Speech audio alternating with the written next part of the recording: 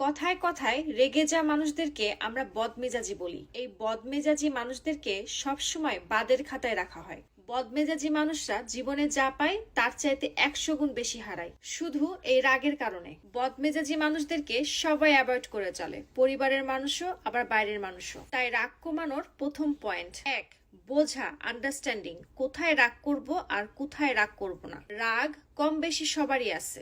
যে কথায় পরিবারের মানুষের সাথে রাগ দেখান, সেই একই কথা যদি বাহিরের মানুষ বা কোনো পুলিশ আপনাকে বলে, তখন কিন্তু আপনি ঠিকই মাথা নিচু করে শুনবেন। এখানে আপনার বদমেজাজি দেখালে ডান্ডার বাড়ি পড়বে। মানে আপনি জানেন কোথায় রাগ করব আর কোথায় রাগ করব না, এটা আপনার চয়েস। আমরা সবসময় রাগ করি কমফোর্ট জোনে। বাবা মা, ভাই বোন, স্বামী স্ত্রী, এদের সাথে খুব সহজে রাগ দেখাতে পারি, কারণ আমরা জানি এই মানুষগুলোর সাথে রাগ দেখালে কখনো ছেড়ে যাবে না। কিন্তু প্রতিদিন এই খিটখিট এবং রাগ দেখাতে দেখাতে আপনি আপনার প্রিয় মানুষদের কাছে অপছন্দের মানুষ হয়ে যাচ্ছেন। এই জন্য আজকে থেকে বুঝবেন রাগ কখন করব আর কখন করব না।